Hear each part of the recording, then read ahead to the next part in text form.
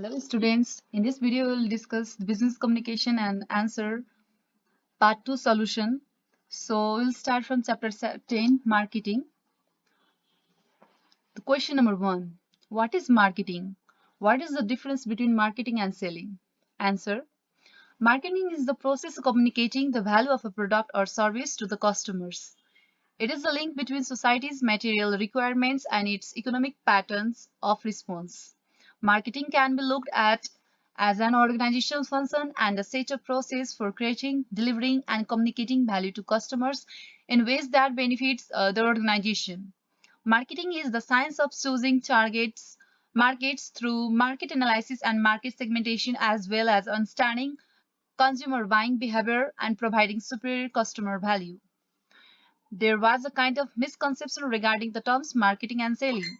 Both of these were regarded as synonyms, but most management and marketing writers now distinguish between selling and marketing.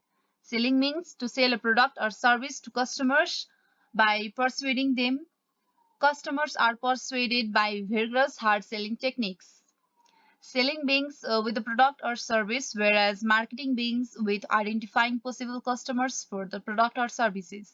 That is, marketing begins long before the product or service is put on the market. Selling has a product focus and is mostly producer driven. It is only the action part of marketing and has short-term goal of achieving market share. The emphasis is on price variation for closing the sale, where the objective can be I must somehow sell the product. Selling converts the product into cash for the company in the short run, but it cannot retain the loyal customers for the company. Its task is to sell whatever the production department has manufactured. On the contrary, marketing is much wider than selling and is also dynamic, as the focus is on the customer rather than product. It is the whole process of meeting and satisfying the needs of the customer. Marketing consists of all those activities that are associated with product planning, pricing, promoting, and distributing the product. The task commences with identifying consumer needs and does not end till feedback on customer satisfaction from the consumption of a product is received. It is a long chain of activity which comprises production, packaging, promotion, pricing, distribution, and then selling. Uh, Consumer needs to become the guiding force behind all these activities. Mindset is more important than marketing share in marketing. Now moving to our question number 2. What are 4Ps? Why do the companies keep changing market mix? Answer. The marketing mix is a business tool used in marketing. It includes all the various elements of a marketing program, their integration, and the amount of effort that a company can expand them in order to influence the target market. The marketing mix is often synonymous with the 4Ps: price, product, promotion, and place. First, product. Product is an item that satisfies a customer needs or want. Product is a tangible good or an intangible service. Aspects to be considered in marketing products include quality, feature, style, brand name, size, packaging, services, and guarantee. Next, price. The price is the amount of a customer should pay for the product. Price includes the basic list price, discount, and the length of payment, prior, possible credit term, and so on. Price is very important as it determines the company's profit and hence survival. When setting a price, the marketer must be aware of the customer perceived value for the product. Next one is promotion. Promotion represents all the methods of communication that a marketer may use to provide information to different parties about the production. Promotion comprises elements such as advertising, public relation, personal selling, and sales promotion. The weak promotion can affect the companies for a long term. It can even make the companies shut down. And I think the last one is place. Place reflects to providing the product at a place which is convenient for consumers to access. Place is synonymous with distribution. It includes such factors as distribution channel, location of point of sale, transport, inventory size, etc. The marketing mix must be flexible enough because 4Ps will never remain same as before. The product demanded by the consumers may differ with the change in their taste and the preferences. The price of product is influenced by various factors that is like consumers' perception, inflation, price of the product of competitors, etc. Promotion techniques must be changed with the change in product price, place, and same promotion technique for the same product may not attract the consumer. Thus, it is the job of a product manager or a brand manager to look for ways to increase sales by changing the marketing mix. So now moving to our question number 3. Market research is an important part of marketing. Explain. Answer. Marketing is communicating the value of the product or services to customers for the purpose of selling that product or service. Marketing technique includes choosing target market analysis and market segmentation, as well as understanding the consumer's behavior and advertising the product value to the customer. Market research is any organized effort to gather information about the target market and customers. Market research, which includes social opinion research,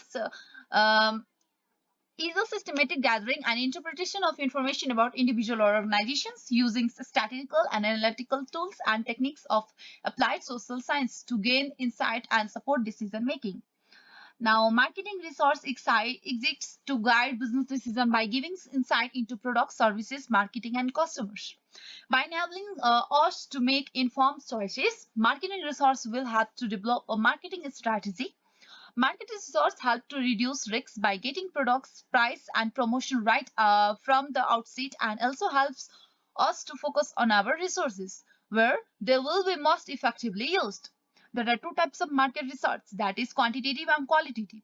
Quantitative research focuses on coming up with number, whereas qualitative research gets behind the facts and figures to find out how people feel about the product and what prompt customers to spend.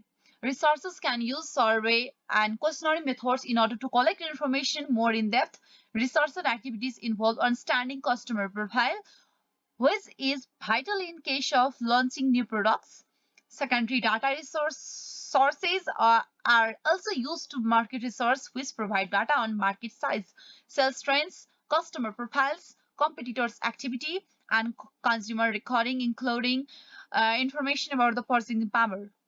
Market research help in forecasting as it helps to access key trends to anticipate market changes. Market research is also vital as it helps in identifying new market segments, developing new products, and choose new target markets. Market research needs to be regularly planned a part of marketing. Even an established business needs to stay in touch with its customers' needs as well as market trends and the competitors. Market research measures the effectiveness of a business marketing, giving it the information about attitudes to everything, that is from packaging and advertising to brand awareness. Thus, marketing research is an important part of marketing. So, moving to the chapter 12, whose name is promotional tool. So, starting from question number 1, how would you explain the following promotional tools? Answer: advertisement, sales promotion, public relation, personal selling. Answer: advertisement or advertising. Advertisement or advertising is a form of communication for marketing and is used to encourage or persuade the customer to use the products. It informs consumer about the excitements and benefits of products and services. Advertising should be based on human psychology. It should be interesting and attractive. The best form of advertising is probably word of mouth advertising, which occurs when people tell their friends about the benefits or services that they have purchased. Yet virtually no providers of goods or services rely on this alone, but pay huge advertising expenses. Instead, mostly companies tend to use the service of large advertising agencies because they are likely to have more resources and more knowledge about all aspects of advertising and advertising media than a single company. The agency creates ads and develops media plans, specifically which media will be used and in which proportion. It should be focused on the fact that increased ad spending can increase current sales, but excessive advertisement is counterproductive. Next one is public relation. Public relation is concerned with maintaining, improving, and protecting the image of a company or product. Companies need to have a constant interaction with customers, employees, and different stakeholders. Companies are looking at ways to converse with function of marketing and public relation in marketing. Public relation (MPR). The direct responsibilities of NPR is to support corporate and product branding activities. It is an efficient tool in building awareness by generating stories in media. Once the story is in circulation, it can establish credibility and creates a sense of enigma among salespeople as well as dealers to boost enthusiasm. So now next is sales promotion. Promotion is an incentive tool used to drive up short-term sales. The focus of advertising is to create reason for purchase, but the focus of promotion is to create an incentive to buy. Consumer incentives should be samples, coupons, free trial, and demonstration. Other can be reduction, free goods, convention, etc. Sales promotion activity can have many objectives. For example, to grab attention of new customers, increase consumption of occasional users, etc. Sales promotion is usually targeted at brand switchers. Sales promotional activities selected looking at the overall marketing objective of the company. Once the activity is launched, it should be controlled as to remain within the budget. Evaluation program is a must after implementation of the promotional sigma. So next one is personal selling. Personal selling is the most expensive promotional tool. Personal selling occurs where an individual salesperson sells a product or service to a customer. Through personal selling, a customer can get advice on how to apply the product and can try different products. Products with relatively high prices or with complex features are often sold using personal selling. Since salespersons are often the only person from a company that customers see, they are extremely important channel of information. It has been calculated that the majority of new products ideas come from customers, namely sales representatives. Now moving towards chapter 15, stock and shares. So question number 1. Imagine that you have just come from a secret meeting of company's board of directors, which had made a decision that you know will financially ruin a close friend of yours, unless he can sell some of the shares before the board's decisions become known. Sources expect you to warn her. Discuss. Answer. Of course, I would warn her. If I could know that she will be financially ruined, then she can expect me to warn her. My nature, I am a particularist, and that is what I have learned from my surroundings since my childhood. For me, my personal relationship and friendship means a lot. Being an independent does not mean that we can survive alone. We need people, friends, relatives in every situation of our life. If I do not need help from her, then how can I expect her to help me in needed? I may not disclose all the facts, but I will warn her and persuade her to sell some of her shares.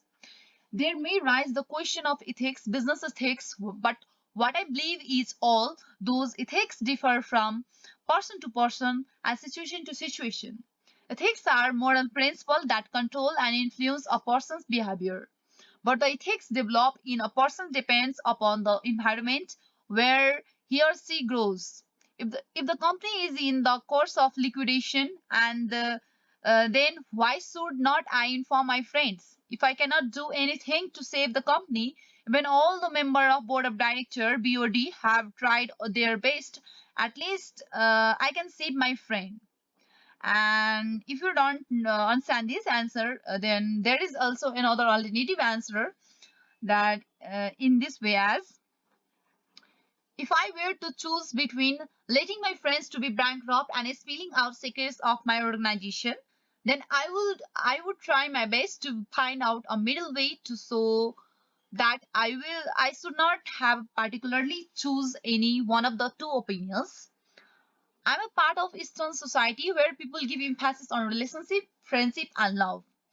We are our particular list for we believe that our personal relations are more important as our professional relations. If I had been born in the Western culture, my choice of opinion might have been different.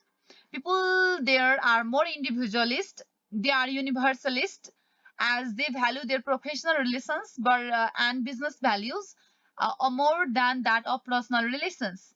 They prefer creating a clear line of distinction between professional and personal life.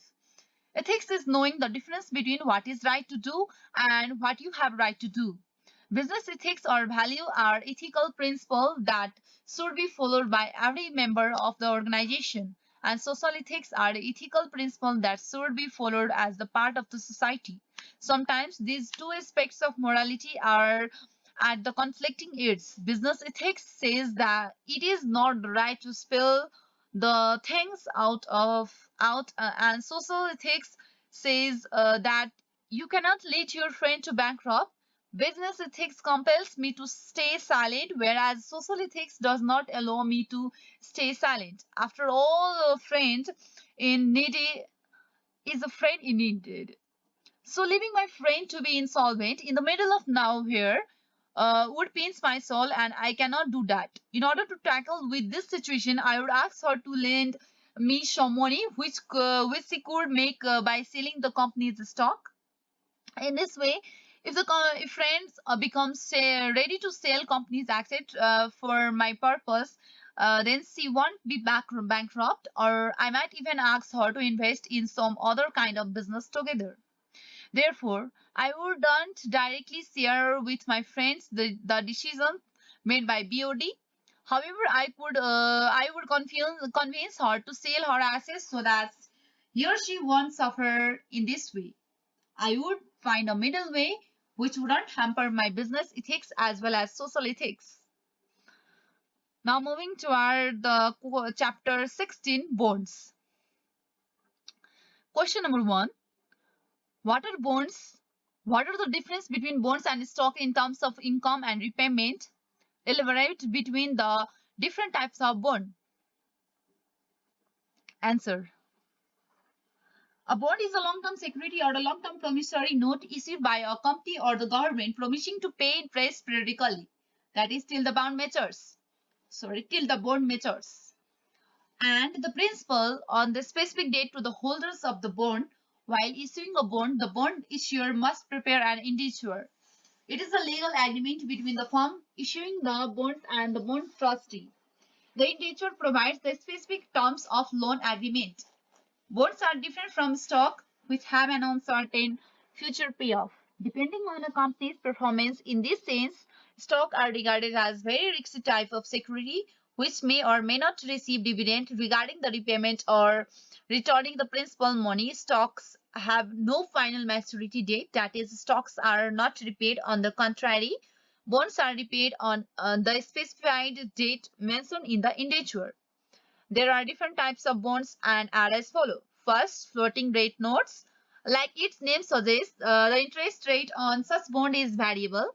Such bond holders would see the interest that they receive vary over time depending on the levels of interest rates in the marketplace. Second, junk bond. Junk bonds are the bonds that are issued by the companies that are seen to have a very high risk of default. The investor of bondholders are paid a premium to hold those securities because of their risks. It is also called high yield bond. And the next one is convertible bonds. Convertible bonds have feature of both a traditional bond as well as a stock. Convertible bonds means that the bond is exchangeable for quality or stock provided certain conditions are met, that is related to price of company's equity, general level of interest rates, etc. Next one is perpetual bonds. Perpetual bonds are the bonds which are issued without a finite maturity period. They promise to pay interest indefinitely and there is no contractual obligation to repay the principal. It is also called irredeemable bond. And the next one is zero coupon bonds. And this is the last zero coupon bonds. So in such kind of bonds, the bondholder do not get any interest during the holding period of the bonds. Such bonds are usually issued at substantial discount from their par value, and investors get fair return through capital gain. It is also called pure discounted bond. Now in question number two, explain the following jobs in simple words. Bond dealers, stockbrokers, personal manager, trade union organizer, market researcher. First, bond dealer. Bond dealer is a person who purchases or sells bonds for the clients or investors. He or she cannot purchase and hold the bond, but dealer directly buy the securities or bonds issued by the government and corporations with the intention of reselling them to others. Thus, bond dealer acts as a market dealers in action, is again redistributed in the market to the public at the price of the bond fixed by the bond dealer. The rate of bond is unchangeable. The investors who want to buy and hold the bond of a certain company must go to bond dealer and buy it at the price set by bond dealer. Since bond dealer purchases all the services and only then those securities are available in the market at fixed price set by them, bond dealers can also be regarded as primary dealers. Next one is a stockbroker. A stockbroker is a regulated professional individual, usually associated with a brokerage firm, who buys and sells shares and other securities for both retail clients and institutional clients in return for a fee or commission. A stockbroker invests in the stock market for individuals and corporations. Only the member of the stock exchange can conduct transactions. So whenever individual or corporations want to buy or sell stocks, they must go through a brokerage house. Stockbrokers often advise and counsel their clients on appropriate investment. They explain their working of the stock exchange to their clients and gather information from their needs and financial ability, and then determine the best investment for them. So a stockbroker can be defined as an agent that charges a fee or commission for executing buy and sell orders submitted by an investor. Next one is trade union organizer. Union organizer is a specific type of trade union member that is often elected or an appointed union official.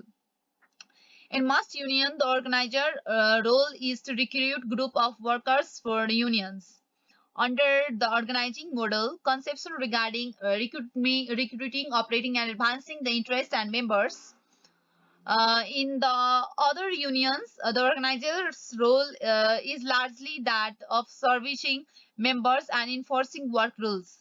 In some unions, organizers may also take an individual or legal roles such as making representation before tribunals, courts, etc. Ensuring that unions members' rights under the union are honored is another job of the union organizer. Union organizers may also form committees to help run campaigns and manage work concerns. Some union organizer roles include a public speaking role. In this case, the trade union members would be responsible for representing his or her union at public events, rallies, strikes, and other about labor right activities. The work environment of union organizer can vary dramatically. He or she may work primarily in the office or out in the field with various labor unions. Next topic is market researcher. Market researchers prepare studies and surveys, analyze demographic information and purchasing histories, reviewing the factors that affect product demand, and make a recommendation to manufacturing and sales force about the market for their products. The work that a market researcher does help to inform political, social, and economic decisions made by many organizations and businesses. Their primary aim is to collect and analyze data and information that is valuable to their clients. Most market researchers are employed to collect information on customer opinions, investment and marketing decisions, product demand, etc. by company. Typically, market researchers' works activity include the following: meeting with clients to negotiate and agree research projects, researching a topic, preparing briefs and commissioning research, writing and managing the distribution of surveys and questionnaire, advising clients on how to best use resource finding, etc. Next one is personal manager.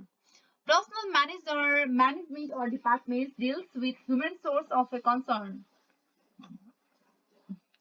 It manages both individual as well as blue-collar workers. Personal manager is the head of personal department. He or she performs both managerial and operative function of management. The major function of personal management or personal manager include manpower planning, recruitment, selection, and training and development programs.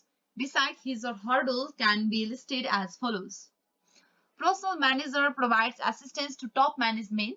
All kinds of policies related to personal or workforce can be framed out effectively by the personal manager.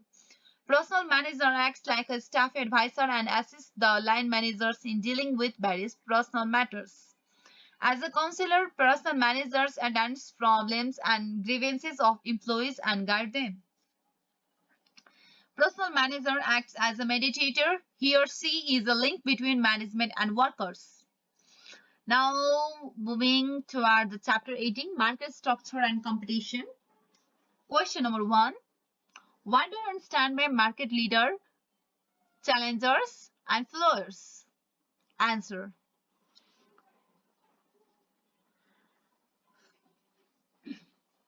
Typically, there are following type of market dominance strategy that a marketer will consider: market leader, market challenger, market floor, and market nicher.